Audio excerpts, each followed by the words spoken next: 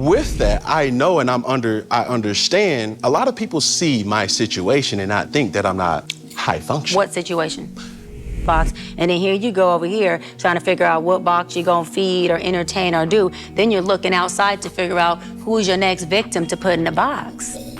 To me, I'm marrying my wife forever, not just for let's see if this is gonna work. That's a problem with a lot of people. It's let's see if our relationship is going to work the way I expect it to.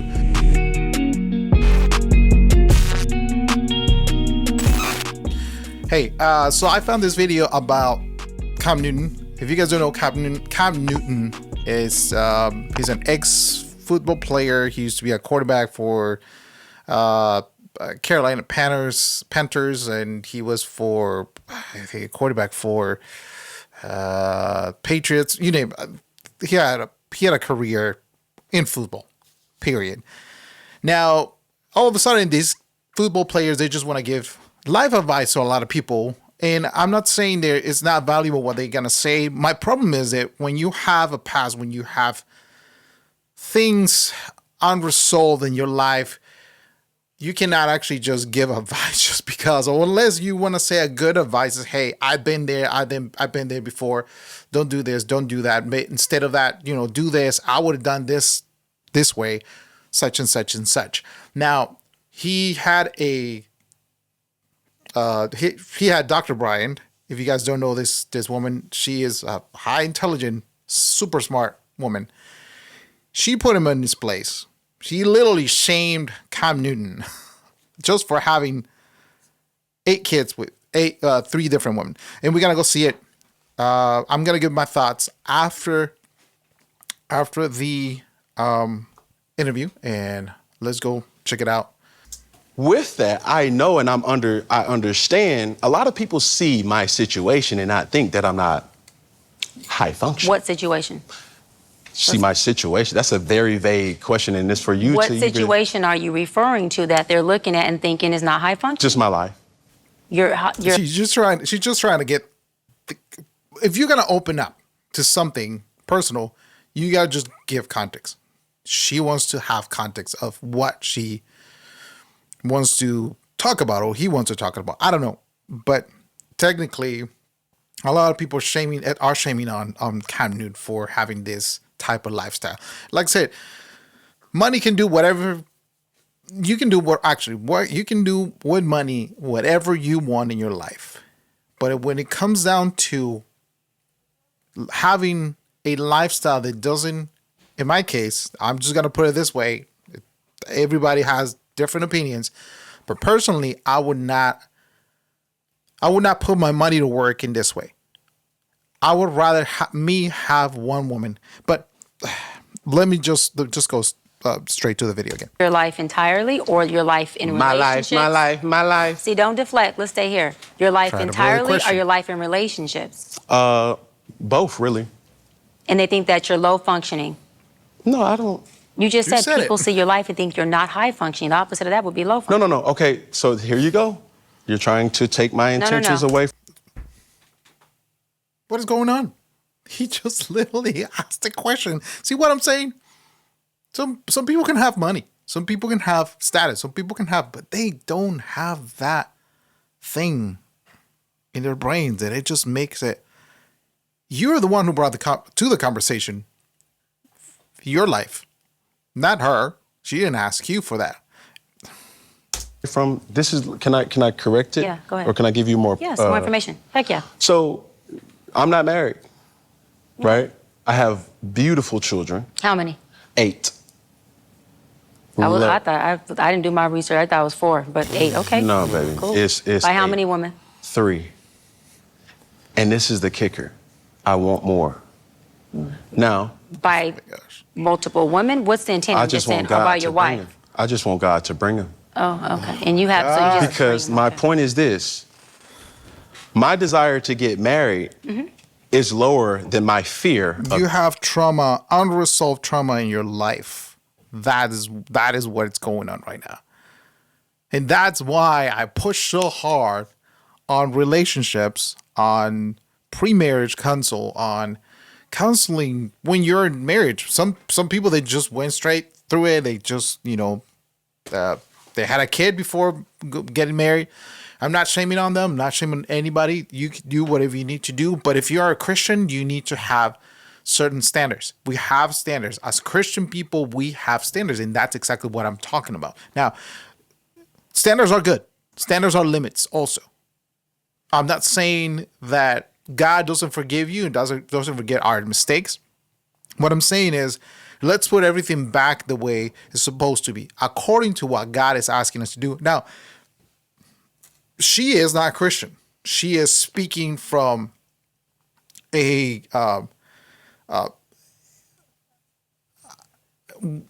worldly wisdom, let me just put it that way, where she has some things that she's going to display in a minute that you guys are going to hear. And she's just going to annihilate this guy. But that's why you have to be careful with your life, your lifestyle, the way you live, the way you think, the way you actually act, and the way you choose your partner. Why? Because the problem is not only just your soul, it's everything around you.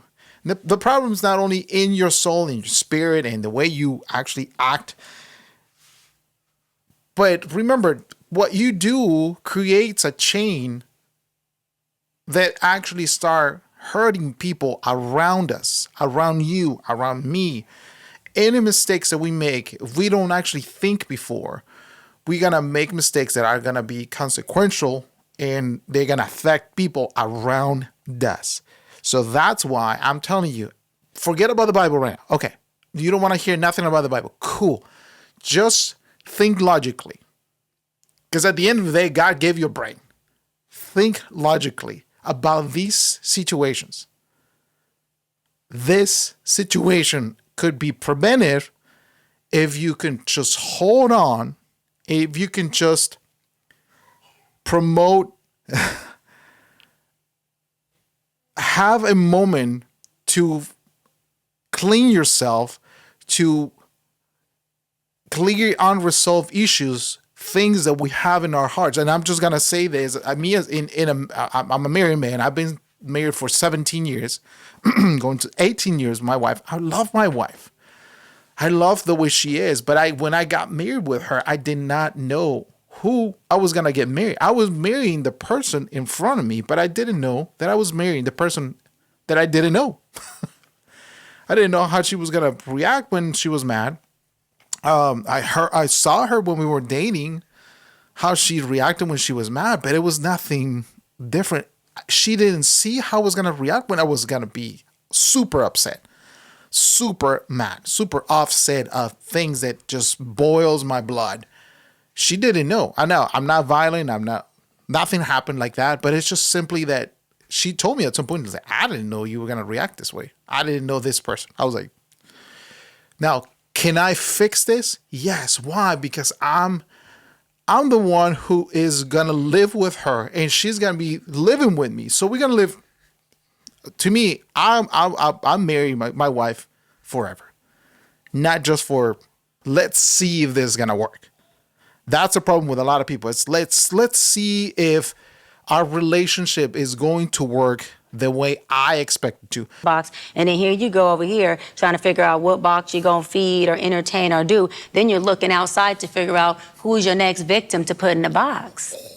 We go into relationships, we go into marriages with expectations. And that's exactly why Cam Newton's saying, hey, I would love to be married, but my fear to be divorced because I don't have accountability. I don't want anybody to hold me accountable. That's the issue. That is a problem. We love the emotions. We love the sentiment. We love the feelings of getting married and fall in love with the person that you really love. And that person is not going to change. I'm sorry. That person is going to change your life, your world. Yet you haven't lived with that person. And that's exactly why you need to have these expectations out of the window. Why? Because marriage is not that. Marriage is it's going to, I'll be honest with you, marriage is going to break you. Marriage is going to break you because us, as humans, we don't like accountability. Let's just go straight to the video again. Divorce. So, as you had said, Dr. Bryant, you said it, I didn't say it, I will agree. I'm just taking my time. You're not taking your time. I am, though. You're being very action-based. You're not taking your time. You're being very action-based.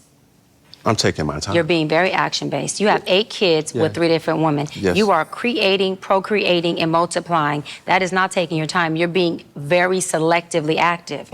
Okay? So you're creating, and disclaimer, the kids are innocent, they are beautiful and amazing. Anything I say has nothing to do with them babies, because I can't wait to be a mom, and I love the kids, period. But you are proactively choosing where you want to be active at and where you want to take your time. You want to take your time in having a wife because of your own fears. But you will, and I say this with all respect and love, what I'm about to say next, okay, Cam? But you will selfishly create broken families, even if you're in their life and you're a proactive father, and I believe you're an amazing daddy. I can only imagine with just your presence and knowing you thus far. But these families are still broken. Every child cannot have Papa in the house with them. So some child, if not all, will end up with some kind of deficit without daddy being there. Now, you chose to do that. I'm not saying you sat there and woke up one morning and said, I want to be selfish today, so I'm going to go make a baby. Not saying that at all. But those are selfish acts at the expense of your fear. So at what point do you feel the fear, do it anyways? And yeah, that is a low functioning behavior. To say that I am going to create these homes.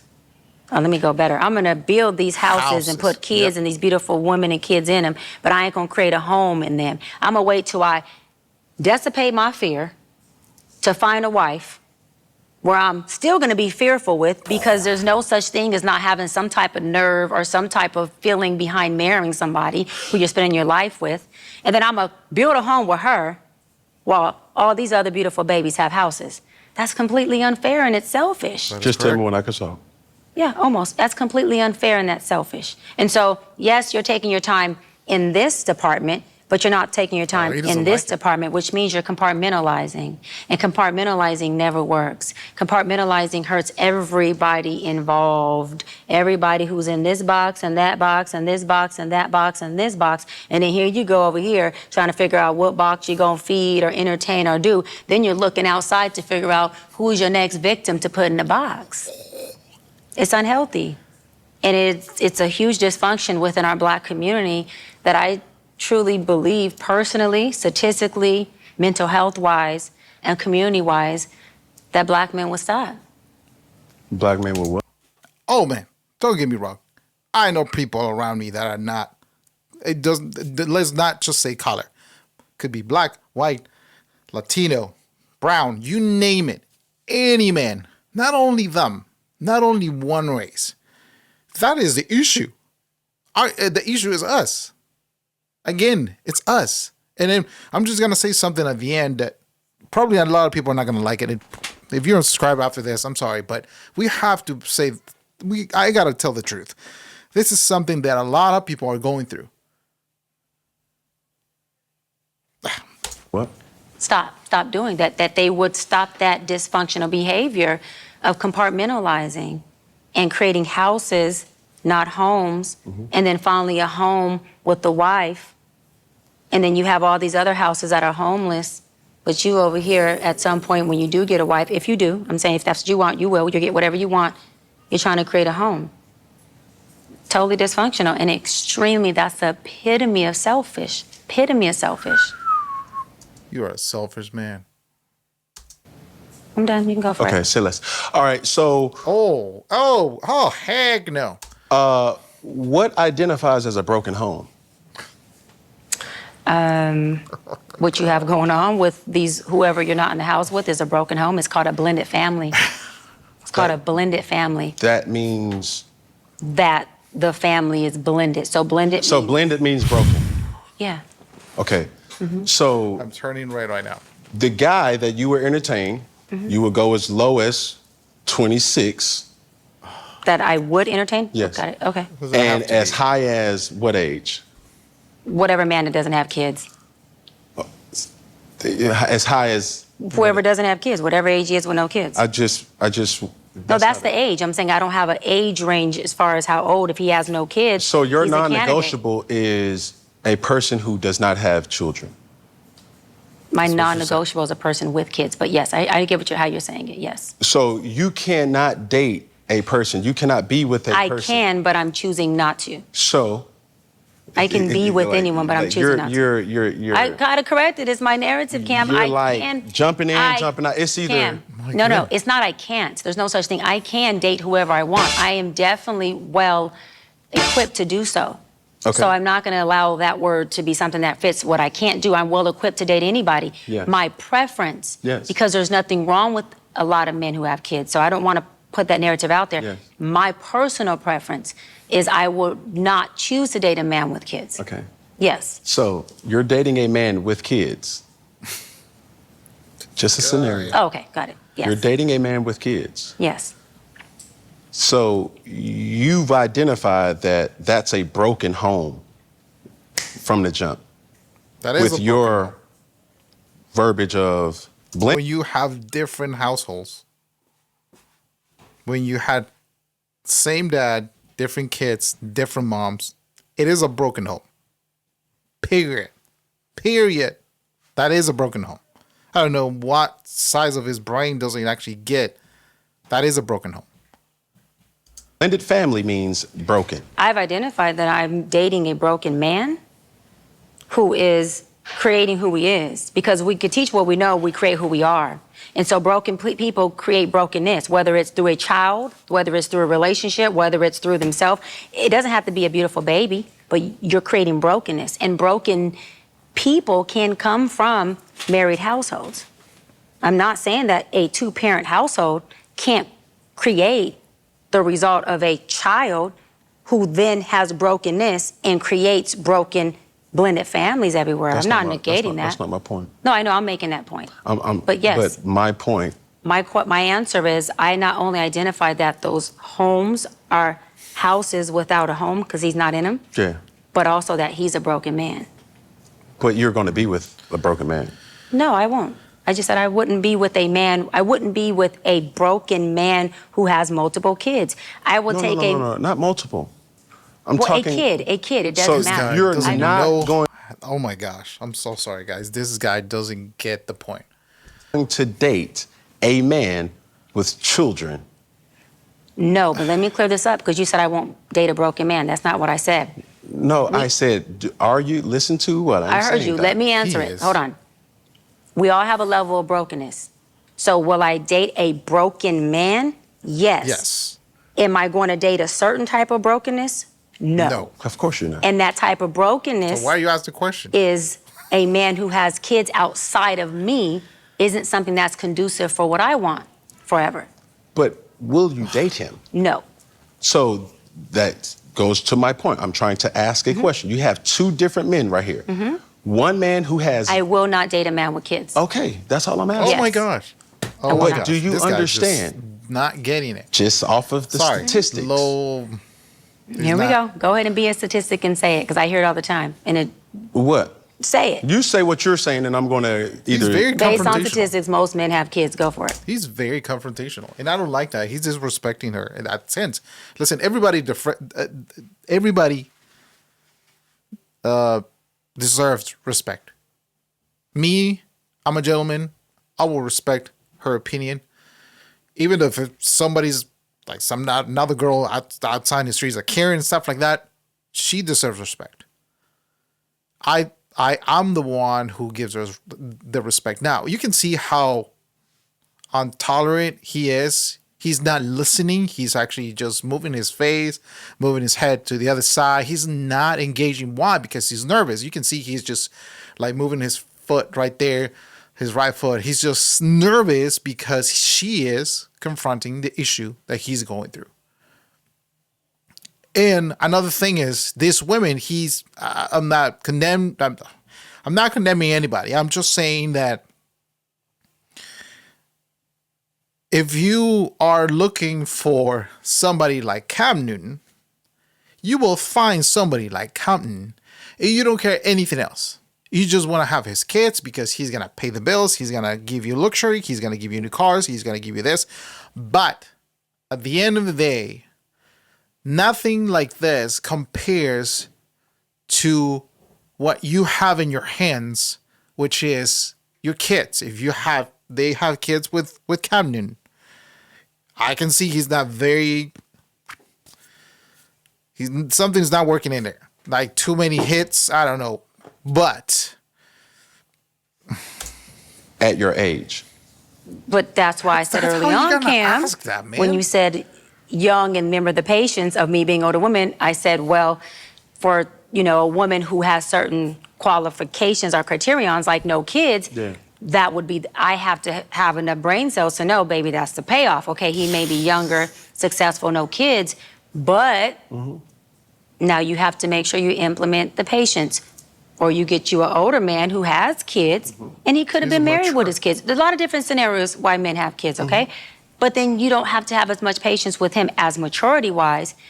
But he could be a widow. He can be somebody who actually just, it's been probably divorced for so many years. Oh, man. do you want to have patience to say, and it's not even dealing with, because that's not bad, you want to have enough patience to gut the fact that you are dating a man with young kids or grown kids, and that's against what you want your value system. For me, I rather choose the poison of, I'll have patience with you, baby.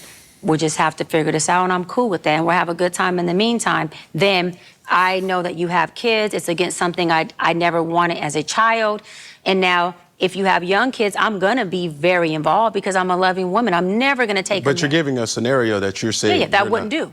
Right, and those are the reasons why I wouldn't do them. For sure. Because I'm going to be involved, right? I'm never going to be a woman who's not. But I must defend this situation. I have 8 children. And 8 beautiful babies. I will not, no baby mother of mine could ever say that she's a single mother. Because they are single mothers. You are around picking them up on Wednesdays or Saturdays every other week. Listen, man, this is what Mormonism is pushing. This is what Mormonism is telling men, the lie that they can actually have multiple households, families, when they themselves are creating the brokenness of their kids. That's why we have this brokenness generation. Let me just be honest with you. She is cooking him. She is explaining. She is telling him exactly what it is. She's not going, I'm not using Bible right here. I'm just using what it's out there. I'm using exactly what it's logical, but at the same time, I'm just going to move this there. But at the same time, you have to think about all this stuff. You're creating more issues, not only for yourself, because he's going to have child support for all of these 8 kids. He can afford it. Cool. If that money is going to run out at some point, he's going to be in trouble. He's going to have to support that lifestyle that he's given to every single one of his kids and every single one of his baby mothers. Are you going to be that person? Are you going to be the person who rather deal with the issue, with the unresolved issue that you have in your heart, or you just want to go with the trouble? Now, there's situations that I have friends that they've been in this situation where even the ex-wife cheated on them or vice versa, right? I have friends like that. There's no way you can actually make it work. Can you forgive? Sure. And I believe me, I have a friend that he is divorced. He got married again, but the ex-wife, he gave a chance to their relationship. He's a really nice guy. And unfortunately, she took advantage of his goodness, of the way he is, because he was working always. He was providing for the family, yet she did it multiple times. And at some point, he had to stop this situation. Now, the problem is he's still giving child support. He created the complication and the problem? No, he didn't. But it was her. But because under the law, he has to provide for the kids always, and he's going to provide for his kids. That is not that is not negotiable. My problem is that we create situations for others, and this is the teaching part. We create situations for others that are going to create a worst scenario for everybody. Broken people, brokenness, dysfunctional. It can be actually just in a Christian home as well. I'm not gonna say no. What the Bible says about this stuff, and I'm thankful that she just told the truth. It doesn't matter what she is dating or not. What's important is that we understand that God has a plan for us, that he has a plan for every man. He has a plan for every man. I'm not discriminating. I'm not putting this, but this falls on men most of the time. And you have to understand why the Bible says that you have to be a man of one woman. To me is this. A high value man is the one who can hold one woman. A high value man is the one who can hold one woman his entire life. It's more difficult to stay with one person because you are always running from your problems. And then you keep on breaking more and more people. From your own brokenness, you're breaking more things. That's all it is. You ask me what it is, that's exactly what it is. You can actually say, well, it's not, you always bring the Bible to this. Like, I always going to bring the Bible because the Bible always tells us exactly what the issue is, what it is the main thing that we have to deal with. The root of the cause, the issue that is happening. Right now, we just put bandages all over the place and we have a mural of bandages everywhere. The problem again is, how are you going to stop this brokenness in your heart, in your life, so you can stop breaking people's hearts and breaking people more and more? So you can stop that brokenness, spreading the brokenness. Unfortunately, that happens with a lot of people. I've seen it. I have family members. I have friends who they've been going through this, and this is horrible. From one side, I can tell you this, probably the dad or the mom is going to be around, but they're never the kids. We always have to think about this stuff. The kids are always going to have this in their hearts. And that's going to be the problem. How are you going to handle this when they grow up? They have an example. We give them a good example to our kids. That's it. What the Bible says about this stuff. Let me go to my window. A wise person will hear and increase in learning, and a person of understanding will acquire wise counsel. To understand a proverb and a saying, the words of the wise and their riddles. Right. To understand a proverb and saying, the words of the wise and their riddles. The fear. Okay, there you go. Let me just go back again. A wise person will hear and increase in learning, and a person of understanding will acquire wise counsel. Let's go to number 7. The fear of the Lord is the beginning of knowledge. Fools despise wisdom and instructions always. Why do we have, I got into this fight and then I got into this and this problem because of this. Did you listen? Listen, I heard this before. We come all the time when there's nothing we can do to help you, to alleviate or to break that problem, the cycle. We come always to ask for help when there's nothing else to do. But we never come to ask an advice to how to prevent the problem. That's how we are. Cam Newton can say, like I said, probably a lot of people are in this situation. Like they have the money, they have the luxury, they have things, they can have kids everywhere. I mean, you know, we know celebrities that can actually have, I think they have like 10 kids at some point. Like, you know, people like that. But that's not the point. The point is, how are we going to fix our brokenness? How are we going to fix the stuff that we need to come to God and say, I need this fix? At the end of the day, this is an example of how broken is humanity. This is an example of how broken we are.